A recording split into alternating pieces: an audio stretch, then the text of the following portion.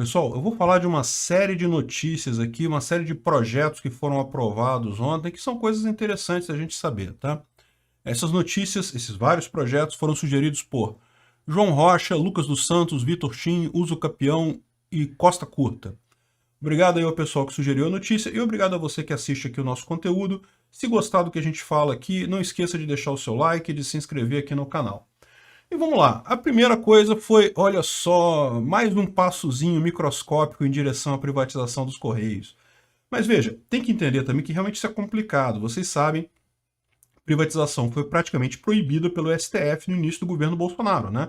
Foi a primeira grande retaliação do STF ao governo e coisa e tal, que passou a exigir que para privatizar alguma coisa tinha que passar pelo Congresso, o que praticamente impede a privatização, porque lá no Congresso tem um monte de interesse de gente que tem cargo, que tem amigo, que tem não sei o que lá, e aí a privatização não passa. Basicamente, aquela decisão do STF lá atrás foi para proibir a privatização mesmo, foi porque estavam com medo que Bolsonaro poderia efetivamente privatizar as coisas aqui.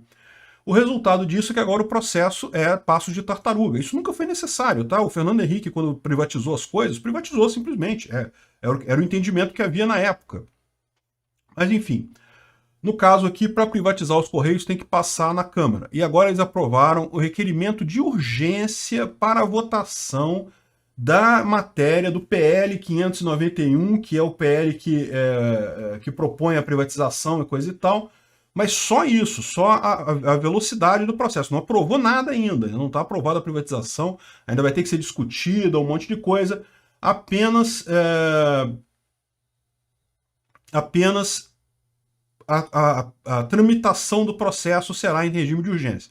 É uma vitória do governo? É uma vitória do governo. É uma coisa boa para nós libertários? Então, estamos mais perto da privatização dos Correios? Sim, é uma boa coisa a privatização dos Correios. Ao contrário do que tem gente que fala aí que que não adianta privatizar, tem que abrir mercado. Eu acho que tem que fazer as duas coisas. Tem que privatizar e tem que abrir mercado também. Privatizar já é uma coisa positiva, já é algo positivo porque você já fica com uma empresa no mercado podendo ser usada aí por quem quiser, muito diferente de Correios, que é uma empresa pública que dá uma dor de cabeça danada, que não tem incentivo nenhum para produzir coisas bacanas, para levar produtos decentes no mercado. Então, no final das contas, só a privatização já ajuda, sim, é lógico. O ideal é que tenha muita concorrência, isso não tenha dúvida. Então, primeira notícia foi essa, boa coisa, privatização dos Correios está caminhando, a passos de tartaruga, é verdade, seja dito, mas está caminhando. Outra coisa que eu achei bem interessante foi que a Câmara aprovou o projeto para proibir a suspensão de aulas presenciais na pandemia. Qual é o porém aqui? Eu acho que o STF vai derrubar essa lei, vai dizer que isso daí é inconstitucional, porque isso vai contra o princípio, sabe como é que é, né? Hermenêutica 5D do STF lá, que eles fazem aquelas coisas lá, não isso viola o princípio não sei o que lá, porque, lembra, o STF, o interesse deles é quebrar o país, é parar tudo, eles não se importam com nada, não se importam com crianças que estão sem aula, com jovens que estão sem aula, isso para eles é o de menos, eles precisam derrubar Bolsonaro, isso que é importante para o STF. Então, no final das contas, o projeto ele aprovou, foi relatado no plenário pela Joyce Hasselmann, olha só que coisa, fazendo coisa decente a nobre deputada. Reconhece a educação básica superior em formato presencial como serviço essencial, colocando as aulas no mesmo patamar de supermercados e farmácias, né? E realmente é uma coisa positiva isso, não tenha dúvida, esse ponto é realmente positivo. Essa é uma coisa que eu sempre falo, crianças em idade escolar estão entre as mais prejudicadas nesse momento, nessas restrições da pandemia, porque o prejuízo para eles é muito maior do que meramente os anos parados, porque o ano parado acaba regredindo na formação da criança. Então, no final das contas, isso é uma coisa que está sendo muito ruim, e como é bem colocado aqui na matéria, educação básica, superior e coisa e tal, são reconhecidos como serviços essenciais. Não, desculpa, é outro ponto que eu queria dizer aqui. Como estudos amplamente divulgados em revistas científicas demonstram incerteza sobre a propagação do novo coronavírus em ambiente escolar. Eu iria além, está mais do que claro que não propaga, que a propagação é mínima. Então, no final das contas, é muito bom que a Câmara tenha aprovado isso daí. O texto ainda precisa ser votado pelo Senado e depois sancionado pelo presidente. Como eu já disse, o grande desafio nessa história toda é o STF. O STF, vamos ver o que ele vai dizer disso daí. É lógico que para qualquer pessoa entende que essa medida é excelente.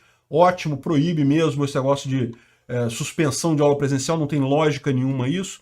Apesar de que a maior parte dos estados já voltou com isso, mas lembra, faculdades ainda estão todas com aulas à distância. Lógico, pô, funcionário público vai querer trabalhar? Você acha o quê? Pô, fala sério, né? E um terceiro ponto que não é um decreto, mas é uma decisão da Justiça que suspendeu os decretos aqui do Rio com as medidas restritivas contra a Covid. Ou seja, olha, e o bacana da decisão é justamente que foi uma decisão no sentido correto. Nem mesmo numa pandemia gravíssima como a vivenciada na atualidade, autoriza o cerceamento da liberdade individual. É o que a gente fala aqui, é o que a gente fala sempre aqui.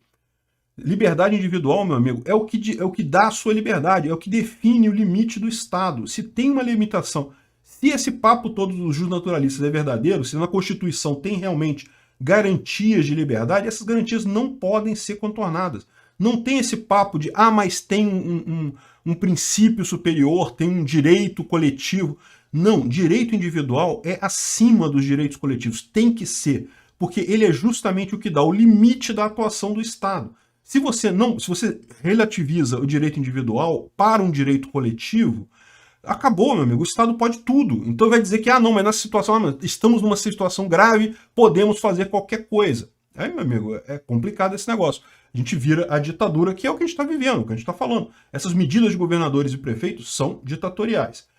Enfim, eu não posso falar muito sobre esse assunto aqui no YouTube, vocês sabem, o YouTube não gosta muito da minha opinião sobre esse assunto. Tem vídeo no Rumble hoje, aliás, tem vídeo no Rumble todo dia. Teve uns dias aí que eu andei faltando, mas agora tem todo dia.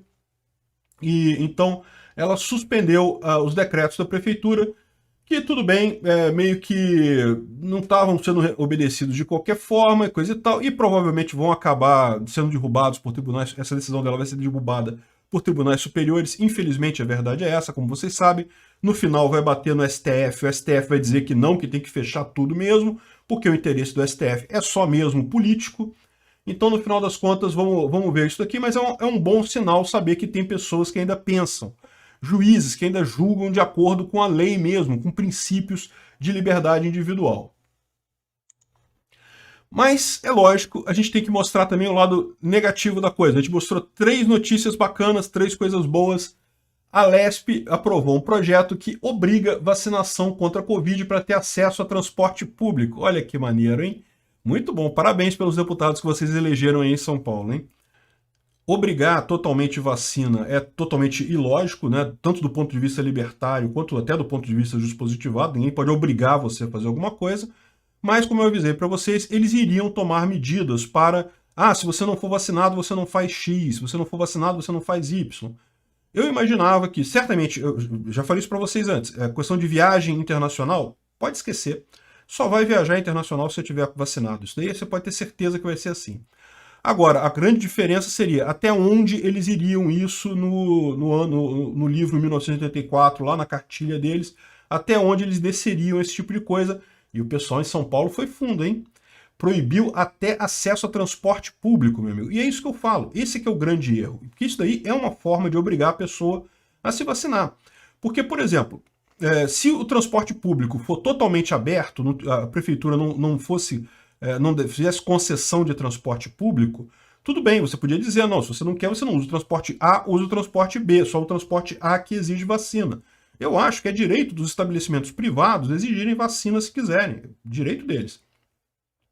O que não pode é uma ordem como essa que, em última análise, obriga todo mundo a se vacinar, porque todo mundo usa transporte público em algum momento. Então, realmente, é uma coisa ditatorial, absurda, completamente sem sentido, né? E realmente está de acordo com a filosofia do governo Dória, né? A gente está sabendo qual é a ideia disso daí. A Lesp, infelizmente, é um puxadinho do governo do estado de São Paulo. Vocês vão ter dificuldades para tirar esse pessoal de esquerda daí, viu? E para não deixar aqui a peteca cair, o governo federal também, a Câmara também derrubou um veto de 12 anos atrás. Vocês lembram? Há muitos anos atrás havia a fiscalização da Receita Federal e a fiscalização da Previdência Social. Então, lá atrás, no governo Lula, eles resolveram juntar essas duas coisas para fazer uma fiscalização mais eficiente, né? Realmente É aquele negócio. É a única coisa que o governo busca eficiência é cobrar mais imposto, meu amigo. Pode ter certeza. O que aconteceu? Os fiscais da Receita Federal ganhavam mais que os fiscais da Previdência. E aí, lógico, os fiscais da Previdência falaram, juntou as coisas, então a gente quer o mesmo cargo, quer o mesmo salário. Evidentemente, lógico. E aí, na época, o Lula vetou esse negócio. Falou que estava proibido ter o mesmo salário e cargo, porque seria uma despesa enorme, né? Adivinha o que a Câmara fez agora? Derrubou o veto de 12 anos atrás, meu amigo. Olha que festa, né? Festa, meu amigo. Realmente, como diz o Bob Field, o Roberto Campos, não se preocupe, esse país não tem nenhuma chance de dar certo. Se chegou até aqui e gostou do conteúdo, clique no like e se inscreva no canal. Isso me ajuda e ajuda também a causa da liberdade, pois o YouTube vai passar a recomendar mais os meus vídeos e vídeos com temas libertários para você e para outras pessoas. Considere também clicar no sininho e pedir para ser notificado de novos vídeos. Caso queira sugerir uma notícia para falarmos aqui, é só ir no nosso site https://ancap.su, clicar lá em sugerir uma pauta, colocar o link da notícia, pode acrescentar alguma informação se você quiser. Eu agradeço a todos que nos ajudam a fazer este programa.